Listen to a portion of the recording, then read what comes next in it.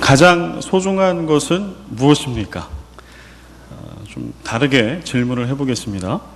만약 여러분이 단 한 가지만을 부모님들께서 단 한 가지만을 자녀들에게 유산으로 물려줄 수 있다라고 하면 유무형에 여러분들이 가지고 있고 소유하고 있는 것 중에서 어떤 것 한 가지만을 여러분의 자녀들에게 물려주시겠습니까? 뭔가요? 목사가 주일날 강단에서 물어보니까 정답은 정해져 있는 것 같아요. 그렇죠? 그러나 정말 여러분 마음 가운데 진심입니까? 다른 거 말고 진짜 믿음, 예수 그리스도를 믿는 그 믿음 하나, 그거 하나 우리 자녀들에게 물려주면 나는 가장 소중한 것을 물려주었다라고 그렇게 하나님 앞에 고백할 수 있을까요? 2017년에 이제 새해가 돼서 새해 두 번째 예배인데요. 올해 우리 가운데 그런 믿음의 고백과 결단이 있었으면 좋겠습니다. 다른 어떤 것이 아니라 예수 그리스도를 믿는 그 믿음, 그 하나를 내 인생의 최고의 가치로 알고 내 자녀들에게도 다른 것은 몰라도 평생 예수를 잘 믿고 믿는 대로, 믿음대로 살아내는 그러한 자녀 삼겠습니다 라고 하는 믿음의 결단, 그렇게 오늘 한 해를 잘 살아가시기를 부탁을 드립니다. 그럼 왜 믿음이라고 하는 것은 그토록 중요한 것일까요? 왜 믿음이 그토록 중요할까요? 왜 그런가 하니 우리가 예수를 믿게 되면 두 가지 엄청난 위대한 큰 변화가 우리 가운데 찾아오기 때문입니다. 첫 번째 변화는요, 신분의 변화가 일어나요. 신분의 변화. 우리 한국 사회를 바라보면 요즘에도 아마 그럴 거예요. 제 때는 되게 심했죠. 고시 열풍, 고시, 사시, 행시, 외시. 이거 왜 열풍인가요? 이거 패스하면 뭐가 바뀌어요? 신분이 바뀝니다. 물론 지금 대한민국 사회가 무슨 중세 뭐 그런 봉건주의 사회는 아니지만 그러나 그 사회 안에 다 있다는 거예요. 그래서 오늘 내가 평범한 집안에 백 없고 흙수저로 태어나서 이거를 좀 역전시킬 수 있는 가능성은 열심히 노량진 가서 고시촌 가서 신림동에서 공부해서 패스하면 신분이 바뀌기 때문에, 예수를 믿게 되면, 믿음을 갖게 되면 놀라운 신분의 변화가 먼저 일어납니다. 나한테 일어나고 또 예수를 동일하게 믿는 그에게 일어나요. 그래서 관계의 변화가 같이 생깁니다. 본래 우리는 예수 만나기 이전에 우리는 어떠한 신분의 사람들이었습니까? 우리는 피조물. 창조주 하나님이 우리를 만드셨죠. 그래서 우리는 그냥 피조물 인간입니다.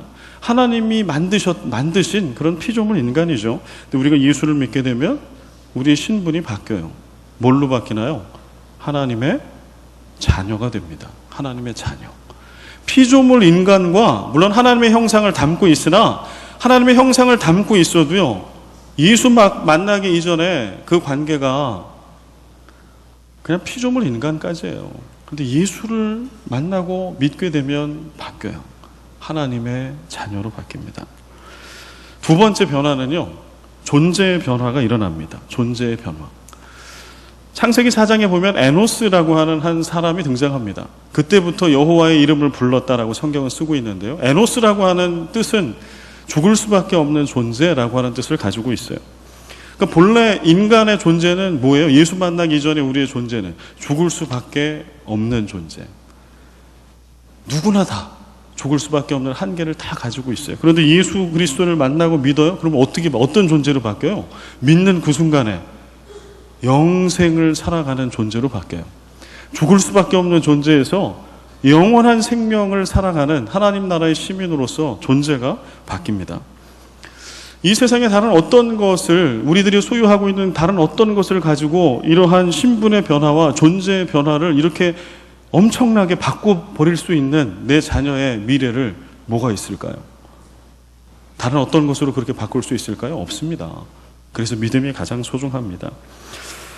믿음 안에서 나는 누구인가를 알고 깨닫는 것 참 중요합니다. 우리는 때때로 살아가면서 우리 주위에 늘 너무 가까이 있기 때문에 그 소중함을 망각하며 살아갈 때가 참 많이 있어요. 그런데 사실 진짜 소중한 것들은 우리 눈에 잘 띄지 않아요. 평상시에. 그게 있나 없나 잘 모릅니다. 제가 예를 들어보겠습니다. 심장. 여러분 심장이 몇 번 뛰는지 아십니까? 1분에? 뭐 저는 의학을 전공한 사람은 아니지만 인터넷 찾아봤어요. 다 가르쳐 주잖아요. 네이버 물어보면. 인터넷 찾아봤더니 70에서 75회. 여기 의사 선생님들 계신데 죄송합니다. 틀리면 나중에 얘기해 주십시오. 목사님 그건 요겁니다. 제가 검색한 거는 1분에 70에서 75회를 뛴대요. 24시간 계산하니까 10만 번에서 10만 8천 번을 뛴대요. 깜짝 놀랐어요. 왜냐하면 저는 제 심장이 그렇게 많이 뛰는지 느끼고 살아간 적이 없기 때문에 그래요. 지금도 뛰고 있어요. 청진기 갖다 대면 쿵쾅 쿵쾅 쿵쾅 막 이렇게 뛰죠. 그러나 느껴지지 않아요. 하루에 10만 번 이상을 뛰고 있는 이 소중한 심장에서 피를 펌프질을 해줘야 이게 폐로 들어가고 이게 모세혈관, 우리 신체 곳곳에 가서 영양분과 산소를 공급해줘서 우리가 사는 거 아닌가요? 그러나 우리는 그 소중함을 느끼지 못하고 살아갑니다. 심장만 그럴까요? 엄마. 어느 한 소설가의 작품처럼 엄마를 부탁해. 어느 날 엄마가 실종됐어요. 근데 그 전에 그 자녀들이 이미 장성해서 이렇게 다 전문직을 가지고 잘 살고 있는데 엄마가 실종되기 전까지는 엄마의 소중함, 그 존재를 몰랐던 거예요. 그냥 감사하긴 했지만. 그런데 그 소설의 내용은 엄마가 실종되고 나서 자녀들이 그 엄마를 찾으면서 그들이 태어나면서부터 지금까지 그 엄마의 자리가 얼마나 큰 자리인지 소중한 자리인지를 깨닫게 돼요. 그때 비로소 발견해요. 엄마의 소중함을. 우리 세라핌 합창단 우리 친구들, 엄마가 여러분들에게 소중합니까? 어떻습니까? 소중해요? 끄덕끄덕 그러는데 소중하죠. 그런데 우리가 머릿속으로 아는 것보다 우리 엄마는 훨씬 더 소중한 거예요. 소중한 분이에요, 사실. 여기 엄마들 계시는데요. 근데 우리가 늘 가까이 있으니까 너무 당연한 거예요. 그래서 잘 몰라요. 아내, 남편보다는 아내가 소중하죠. 제가 이제 올해 10월이면 결혼 20주년을 맞는데요. 이제 가끔 이렇게 뭐 아내가 휴가를, 요즘에는 이제 저희가 하는 게 아내를 따로 휴가를 이렇게 줘요. 며칠은 마음대로, 나머지는 내가 알아서 하겠다. 올해 특별히 20주년이기 때문에 벌써부터 사실 고민입니다. 10년, 20년은 중요하잖아요. 근데 10주년 때 제가 뭐 했는지 기억이 안 나는 거 보니까 뭘 제대로 못 해준 것 같고 분명한 것 같습니다. 근데 아내가 어느 날 집을 딱 비우면, 제가 결혼한 10년 차 안쪽으로는요, 아내가 집을 비우면 할렐루야 아멘, 자유다. 너무 좋은 거예요. 내 마음대로 할 수 있으니까. 늦게 들어가도 되고 뭐 뭘 사 먹어도 되고 아무 상관이 없어. 그런데 어느 해 인생의 선배님들이 많이 계셔서 외람되지만 나이가 들어가면서 어느 때부터인가 아내가 없으면 1번 불편해, 2번 외로워. 잠을 잘 못 자요. 제 아내가 없으면 잠이 안 와요. 야, 아내가 참 소중하구나. 정말 내 존재의 큰 부분을 차지하고 있구나. 이거를 새삼 깨닫습니다. 그러나 늘 가까이 있어요. 그 소중함을 제가 매일매일 죄송하지만 고백하며 살지는 못합니다. 여러분은 어떠십니까? 그런데 성경 말씀 속에 우리 신앙 안에도요, 너무 소중한 건데 우리가 망각하고 살아가는 게 하나 있어요. 그것은 무엇인가 하니 하나님 아버지예요. 제가 퀴즈 하나 낼게요, 여러분. 성경 속에 창세기부터 시작해가지고 하나님을 아버지라고 이렇게 부르고 있는, 그렇게 쓰고 있는 말씀이 성경 창세기부터 시작해서 어디에 처음 나올까요? 하나님을 아버지, 내 아버지, 하나님 아버지 이렇게 부르는 데가 성경 어디에 처음 나올까요? 제가 이 말씀을 준비하고 묵상하다가 깜짝 놀랐어요. 여러분 어디 나올 것 같아요? 창세기부터 말라기까지 구약이 39권이에요. 그 안에 어딘가 있을 것 같지 않아요, 여러분? 그 안에? 모세 오경은 혹시 몰라도 저 시편이나 시가서 쪽이나 아니면 예언서 쪽에는 어디 하나님을 아버지라고 부르는 대목이 나올 것 같지 않습니까? 그러나 나오지 않습니다. 구약의 하나님은 철저히 신이세요. 창조주 하나님, 전능하신 하나님, 만군의 여호와 하나님. 심지어는 성경에 우리가 잘 아는 인물이죠. 에녹. 이 에녹이라고 하는 분은 우리가 아는 것처럼 살아서 휴거돼서 하늘로 들림받아간 사람 아니에요. 하나님과 동행했던 사람이다라고 쓰고 있습니다. 그런 에녹도 하나님을 아버지라고 부른 말, 그런 게 없어요. 노아, 하나님과 동행했던 동일한 사람. 아브라함, 모세, 하나님의 마음에 합했던 다윗조차도, 구약에 있는 성경의 어떤 인물조차도 우리가 생각할 때 그는 하나님과 너무 친밀한 그 사람도 하나님을 감히 아버지라고 불렀던 적이 없어요. 하나님께서 그걸 허락하신 적이 없어요. 그런데 어디 처음 나오는 거 하니? 신약에 와서 복음서에 가면 하나님 아버지가 처음 나와요. 예수님께서 처음 쓰셨어요. 하나님 아버지라고. 하나님 내 아버지라고. 마태복음 7장 21절에 보면 예수님께서 이렇게 말씀하세요. 나더러 주여 주여 하는 자마다 다 천국에 들어갈 것이 아니요 다만 하늘에 계신 누구? 내 아버지의 뜻대로 행하는 자라야 들어가리라. 복음서의 말씀 이전에 구약의 어떤 위대한 선지자 예언자들이라 할지라도, 그가 율법을 받은 모세라 할지라도 하나님을 감히 아버지라고 부르지 못했어요. 그런데 예수님께서 비로소 하나님을 내 아버지라고 부릅니다. 여러분 생각해봐요. 우리가 유대 사회에 있다고 생각해봐요.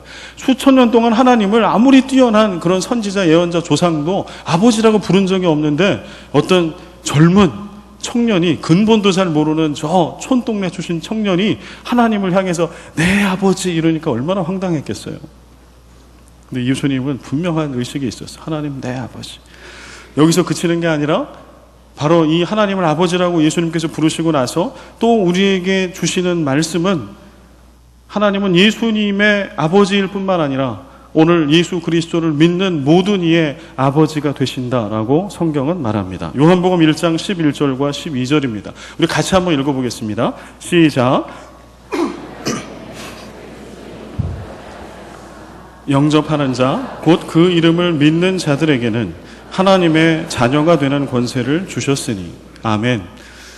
예수님이 메시아로 구세주로 이 땅에 오셨는데 예수님의 백성임에도 불구하고 그들이 예수님을 믿지 않아요. 영접하지 않았어요. 그러나 그 예수 그리스도의 그 이름을 믿는 자들이 있을 건데 그 믿는 자들은 하나님의 자녀가 되는 권세를 줄 것이다 라고 하는 복음 중의 복음. 요한복음 1장 12절은 자다가도 암송해야 될 말씀이죠.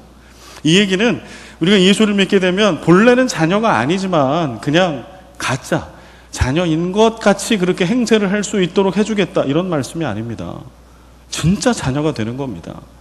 우리가 태어나서 엄마 아빠의 자녀가 되는 것처럼 정말 예수를 믿게 되면, 그 이름을 믿게 되면 하나님 아버지의 진짜 자녀가 되는 거예요.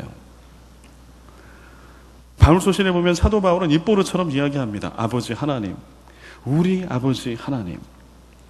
구약에서는 하나님을 아버지라고 부를 수 없었는데, 그런 대목이 하나도 없는데 복음서에 오고 신약에 와서 예수님 때부터 예수 그리스도의 십자가의 은혜 가운데 우리는 감히 창조주 하나님, 전능하신 하나님 그 신을 우리의 아버지라고 부를 수 있어요. 복음과 직결됩니다. 이때 우리가 하나 기억해야 될 것은 오늘 본문 말씀 연결되는 것인데요. 오늘 마태복음 본문 말씀 한번 연결해 보겠습니다. 오늘 본문 말씀은요, 아주 간단한 말씀이에요. 예수님께서 이렇게 사람들을 만나고 사역을 하고 계셨는데, 그때 예수님의 어머니, 육신의 어머니 마리아와 예수님의 동생들이 예수님을 찾아온 겁니다. 그러자 주위에 있던 어떤 한 사람이 예수님에게 얘기하는 거예요. 예수요, 당신의 어머니와 동생들이 찾아왔습니다 라고 얘기합니다. 그때 예수님 뭐라고 말씀하시는 거 하니, 누가 내 어머니요 내 형제들이냐. 그러며 예수님 가까이 있었던 제자들을 가르치시면서 하시는 말씀이 바로 이들이 내 어미요 내 형제다. 그리고 50절 말씀 같이 한번 읽어볼까요? 시작. 누구든지 하늘에 계신 내 아버지의 뜻대로 하는 자가 내 형제요 자매요 어머니이니라 하시더라. 아멘. 이 말씀을 가지고 타종교나 이단들이 이제 얘기를 해요. 기독교라고 하는 거는 근본도 없는 종교다. 어떻게 부모 형제 간의 그 관계를 끊냐. 아무리 믿음이 소중하다고 하더라도 이 말씀은 절대 그런 말씀이 아닙니다. 이 말씀은 예수님의 종말론적인 설교 말씀이에요. 믿게 되면 변화가 생긴다는 거예요. 엄청난 변화가. 하나님이 아버지가 될 수 없는 분인데 하나님을 아버지라고 부를 수 있는 하나님 아버지의 동일한 자녀가 된다. 이런 믿음의 관계가 생긴다는 거예요. 당시의 유대인들에게 관계가 형성될 수 있는 유일한 것 딱 하나 있어요. 그건 무엇인고 하니 혈통입니다. 블러드 라인. 우리 조상이 누구냐. 그래서 아브라함의 조상이면 유대인인 거예요. 모세의 조상 유대인. 이거 끝. 그 혈통이 아니야? 이방인. 걔 되지만도 못해. 이거 딱 하나 있어요. 그런데 그 사회에 예수님이 말씀합니다. 이제 이런 너희들의 부모가 누군지, 형제 자매가 누군지, 너희들이 아브라함의 후손인지 이게 중요한 것이 아니라 예수 그리스도 나를 믿는 믿음 가운데 하나님의 자녀가 되는 것, 그러면 어미가 아닌 자가 어미가 되고 아들이 아닌 자가 아들이 되는, 형제가 되는 일이 생겨난다라고 하는 복음의 말씀을 예수님이 전해주신 거죠. 이 예수님의 말씀을 제자인 요한이 잘 받아들였어요. 그래서 그가 요한복음에 이 말씀을, 요한복음에만 기록되어 있는 예수님의 임종하시기 전에 남긴 말씀을 요한은 쓰고 있습니다. 요한복음 19장 26절에서 27절 말씀인데요, 제가 읽어드리겠습니다. 예수께서 자기의 어머니와 사랑하시는 제자가 곁에 서 있는 것을 보시고 자기 어머니께 말씀하시되 여자여 보소서 아들이니 이다 하시고 또 그 제자에게 이르시되 보라 내 어머니라 하신대 그때부터 그 제자가 자기 집에 모시니라. 작년에 제가 이 본문 가지고 설교를 한 적이 있습니다. 지금 이 말씀은 어디에 나오냐 하면 예수님이 십자가에 달려서 죽음을 향해 가고 계실 때예요. 임종이 얼마 남지 않았던 때 가상칠언의 말씀 사이에 있는 말씀입니다. 그러니까 유언처럼 남기신 거예요. 그 마지막에 생명을 다해서. 근데 예수님이 남기신 말씀의 뜻은 무엇일까요? 지금 그 장면을 여러분 상상해 보세요. 예수님은 십자가에 달려 계시고 여러 시간이 흘러서 온 몸에 피투성이가 됐고 진액이 빠져나가고 이제 그 생명의 촛불이 꺼져가고 있었던 그때, 피비린내가 진동하고 있었던 바로 그때 예수님께서 말씀하세요. 육신의 어머니한테 말씀하시기를 어머니여 이 십자가 안에서 전에는 아들이 아니었던 이 요한이 당신의 아들이 됩니다. 요한아, 그전에는 그렇지 않았을지라도 지금 이 그리스도의 십자가, 내가 달려있는 이 십자가, 보혈이 흐르는 이 십자가 안에서 네 어미가 아닌 이가 네 어미가 된다. 우리는 예수 그리스도 안에서 어머니가 아닌 자가 어머니가 됩니다. 자식이 아닌 자가 자식이 돼요. 그래서 오늘 제가 아까 우리 세라핌 합창단, 저는 이번에 처음 들었어요. 세라핌 합창단을. 그래서 이제 오신다 그래서 인터넷도 찾아보고 이렇게 하니까 온누리 교회 하용조 목사님, 지금 이제 하나님 나라 가셨죠. 지금 이지훈 목사님 담임하시고 그 온누리 교회 유소년 합창단이라고 참 기대가 되더라고요. 이 친구들이 필리핀까지 와서 이 어린아이들이 도대체 어떤 믿음을 가지고 올 건가. 근데 앞에 딱 서서 이렇게 아름다운 찬양 합창을 이렇게 한 하모니로 하는데 얼마나 마음이 기쁜지 몰라요. 왜 그럴까요? 이들과 저는 아무 상관이 없어요. 왜 그럴까요? 십자가 안에서 우리는 가족이니까요. 그냥 내 아이들 같아요. 내 자녀들 같아요. 성경은 그걸 얘기합니다. 사도 바울은 이 예수님의 가르침을 또 더 깊이 묵상하고 자기 걸로 만들어서 이렇게 에베소 교회 교인들에게 고백합니다. 에베소서 2장 19절 말씀인데 이거 같이 한번 읽어보겠습니다. 그러므로 이제부터 너희는 외인도 아니요 나그네도 아니요 오직 성도들과 동일한 시민이요 하나님의 권속이라. 아멘. 이 동일한 말씀을 바울이 이렇게 고백해요. 여기서 이제부터는 예수 그리스도를 믿은 다음부터예요. 이제부터는. 그래서 에베소 교회, 여러분 에베소 교회를 생각해 보자고. 에베소 교회라고 하는 데는 여기는 로마의 식민지 치하에 있던 곳이잖아요. 그러니 그 에베소 교회의 처치 멤버들, 교인들이 얼마나 다양했을까요? 여기는 로마 군인들도 있었을 거고요. 태어나면서부터 로마인이죠. 그런 사람도 있었을 거고, 로마의 시민권을 사서 예수 만나서 그리스도인 된 사람도 있을 거고요. 그 다음에 디아스포라 유대인도 있었겠죠. 이렇게 흘러 포로로 생활하고 외지에서 생활하다가 에베소 교회에 정착한 그런 디아스포라 유대인. 그 다음에 이 교회 안에는 정통 유대인 그리스도인도 있었겠죠. 아주 다양한 인종과 그들의 히스토리를 갖고 있는 자들이 그 안에 다 있었어요. 그런데 바울이 얘기하는 거예요. 예수를 너희들이 믿고 있냐 지금? 그렇다라고 하면 이제부터 너희는 마지막 하나님의 권속이라. 여기 권속이라고 하는 단어는요, 단어가 본래 가지고 있는 뜻은 가족, 식구라고 하는 뜻이에요. 헬라어로 오이케이오스라고 하는데요, 이것은 가족, 식구예요. 그러니까 하나님의 권속이다라고 하는 거는 말 바꾸면 어떻게 돼요? 하나님의 식구다, 가족이다. 어떤 사람이? 예수를 믿는 사람들이. 에베소 교회 안에 동일하게 예수를 믿는 서로 다양한 종족이 있고 뭐가 있을지라도 너희가 이제 진짜 하나님의 가족이 됐다. 그런데 이 가족은 혈육으로 연결된 가족이 아니기 때문에 예수 그리스도로 믿음으로 연결된 가족이기 때문에 이 가족은 단번에 만나고 끝나는 가족이 아니라 영원한 가족이 됩니다. 그래서 교회는 영원한 가족입니다. 우리 가만히 보자고요. 정말 부흥하는 교회의 특징을 보자고. 성경에 나와 있는 부흥하는 교회의 가장 대표적인 교회는 어디예요? 우리 초대교회잖아요. 마가의 다락방 성령 강림 사건 이후에 놀라운 부흥을 경험했던 그 처음 교회, 신약교회. 그런 초대교회의 모습 중에 우리가 기억나는 모습은 어떤 건가요? 한 가족의 모습이죠. 정말로. 자신의 재산과 소유조차도 아깝지 않게 다 나누는 거, 각자의 필요에 따라 나누는 거, 매일매일 각자의 집에 서로를 초대하고 음식을 나누고 찬양하고 기도하고, 어떻게 보면 먼 가족보다 훨씬 더 가까운 가족같이, 아니 가족이 되어서 그렇게 예수를 믿었던 신약의 교회, 처음 교회.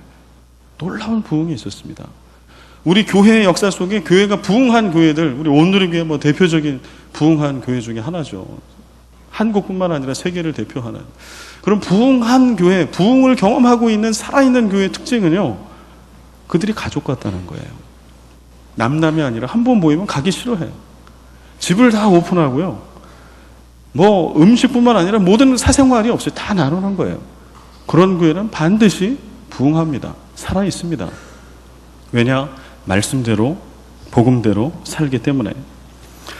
예수 안에서, 믿음 안에서 우리가 한 가족이 된 것은 그가 내 가족이 되기 합당한 자이기 때문이 아니에요. 이유는 단 하나예요. 여러분, 우리가 가족이 있잖아요. 우리가 가족된 거는 어떤 때 무엇 때문에 가족이 된 겁니까? 내 형제 자매들이 있어. 내 형제 자매인데 왼수들이 있잖아요. 형, 언니, 오빠, 형, 뭐 달라도 너무 다르고 내 바로 위인데 맨날 내 거 뺏어 먹고 뭐 이러고 막 그 성격도 못 됐어. 그러더라도 우리는 한 가족이잖아요. 한 형제 자매잖아요. 왜 그래요? 아버지가 같기 때문에 그래요. 심지어는 그 아버지 어머니한테 태어나지 않았음에도 불구하고 그 양아들 양딸이 있잖아요. 그래도 가족이잖아요. 왜요? 아버지가 같기 때문에. 부모님이 같기 때문에 그래요. 우리도 마찬가지. 우리가 예수 믿는다, 구원받았다라고 할 때 우리는 나 혼자 그냥 예수 믿고 구원받고 할렐루야 아멘이 절대 아니에요. 내가 예수 믿고 하나님이 나의 아버지가 됐다라고 하면 예수를 동일하게 믿은 그도 하나님의 자녀예요. 그러면 그와 나와가 관계가 생기잖아요. 어떤 관계가 생겨요? 가족 관계, 식구 관계. 지금 주위를 좀 돌아보십시오. 우리 모두가 다 그런 거예요. 남이 아닌 겁니다. 그냥 서울에서 어떤 교회에 그냥 온 친구들이 아닌 거예요. 이 팀은. 오늘 새 가족이 있고 옆에 낯선 누가 있다고 할지라도 나는 그를 몰라. 그래도 모르기 때문에 남이 아닌 겁니다. 그러나 나는 교양이 있는 자이기 때문에 그에게 친절을 베풀어야 되겠다. 아닙니다. 그는 나의 한 부모 밑에 진짜 가족입니다. 우리가 예수를 믿는데 그 믿음이 없으면, 그래서 그 믿음대로 살아내는 게 없으면 우리는 반쪽밖에 안 돼요. 우리는 진정한 그리스도인이 될 수 없어요. 우리가 예수를 믿는다라고 하는 그 말의 뜻에는 그를, 동일하게 예수를 믿는 그를 내 가족으로 받아들이겠습니다. 가족을 사랑하는 그 사랑으로 사랑하며 살겠습니다 라고 하는 믿음의 고백이 그대로 담겨 있는 거예요. 내가 사랑받기에 합당한 자인 것처럼 그도 주님의 사랑을 받기에, 내 사랑을 받기에 합당한 자입니다.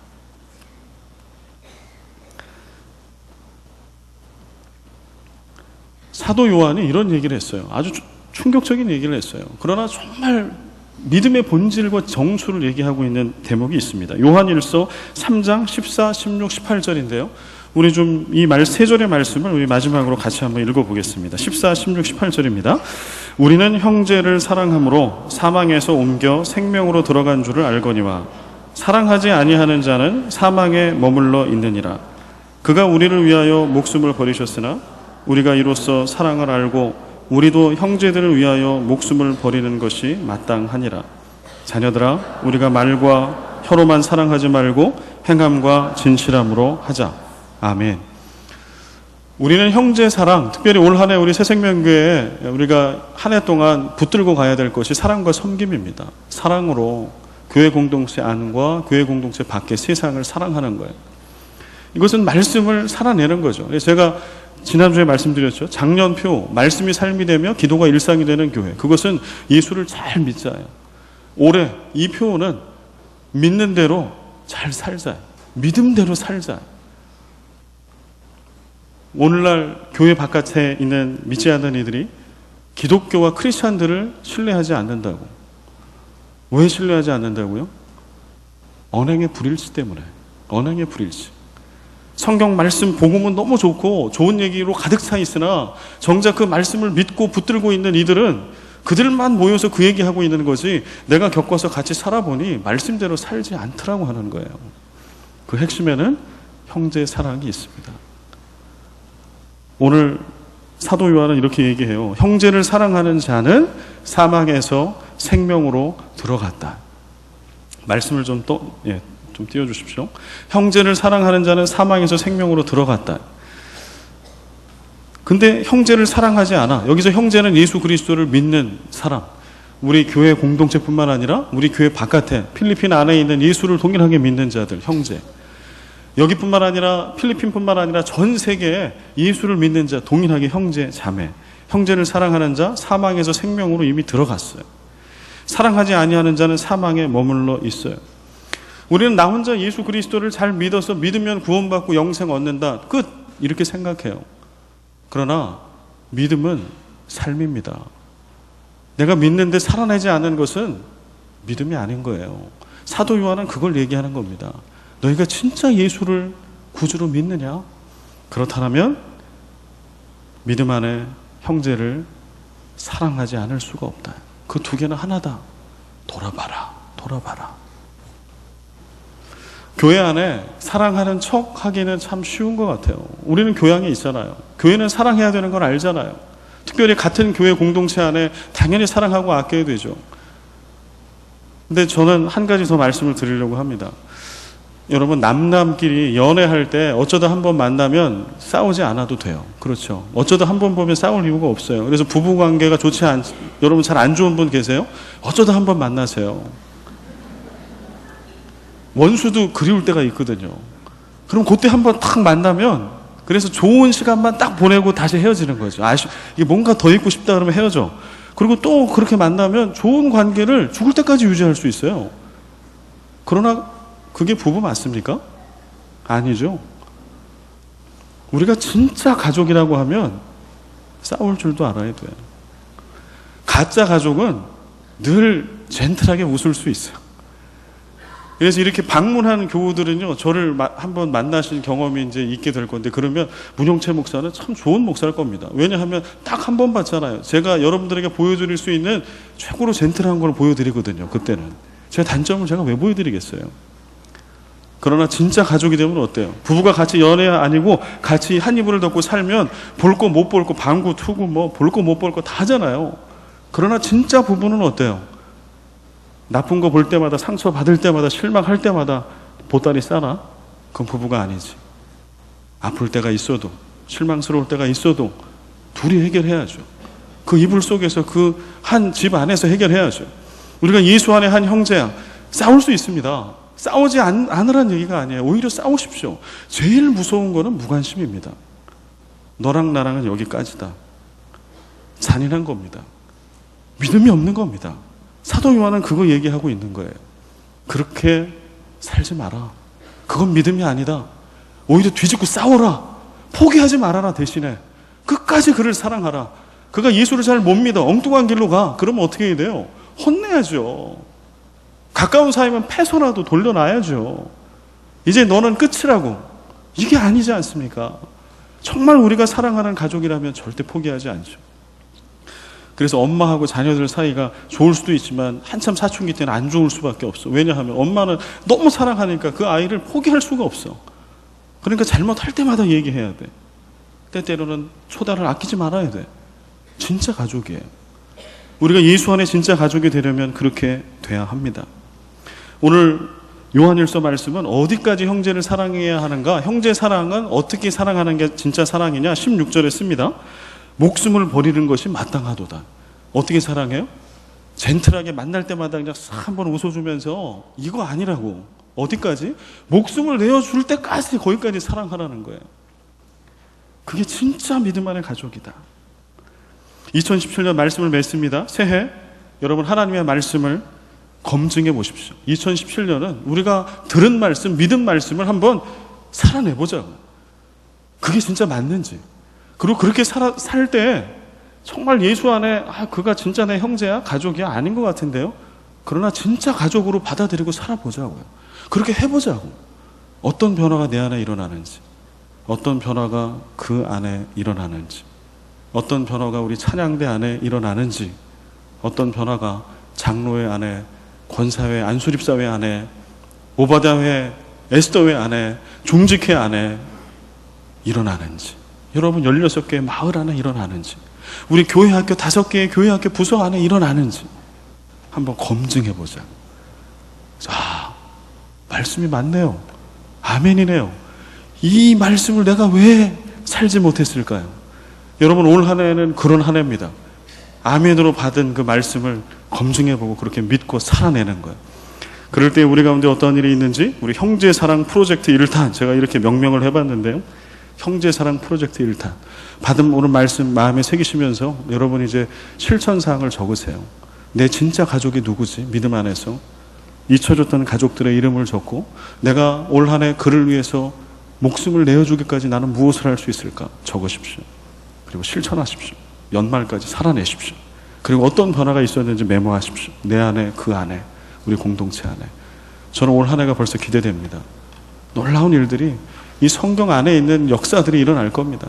우리 교회 역사 가운데 일어났던 놀라운 생명의 역사들이, 복음의 역사들이 일어날 것입니다. 그 은혜를 올 한 해 충분히 충만하게 받아 누리시는 여러분과 제가 되기를 간절히 소원합니다. 예수 그리스도의 십자가 아래 부모가 아닌 자가 부모가 되고 형제 자매가 아닌 자가 형제요 자매가 되는 하나님의 식구가 되는 은혜를 주신 것 감사하오니, 그 귀한 복음의 말씀 올 한 해 말씀대로 살아내게 하여 주옵소서. 그 복음을 증명하게 하여 주시옵소서. 내 안에, 우리 안에, 믿음의 공동체 안에, 믿는 사람들끼리 아름다운 교제 안에 놀라운 사랑, 그리스도의 십자가의 사랑의 역사, 부흥의 역사, 생명의 역사, 우리 모두 다 경험케 하여 주옵소서. 이제는 우리 주 예수 그리스도의 은혜와 아버지 하나님의 끝없는 사랑과 성령의 교통하심과 역사하심이 말씀대로 예수 안에, 믿음 안에 한 형제와 자매를 죽기까지, 죽음으로까지 사랑하기를 다짐하는 예배 가운데 나온 우리 세라핌 합창단 모든 지체들과 이 예배 가운데 나온 모든 주의 백성들 머리머리 위에, 그리스도의 핏값으로 세우신 이 교회 위에 이제로부터 영원까지 항상 함께 계시기를 간절히 축원하옵나이다.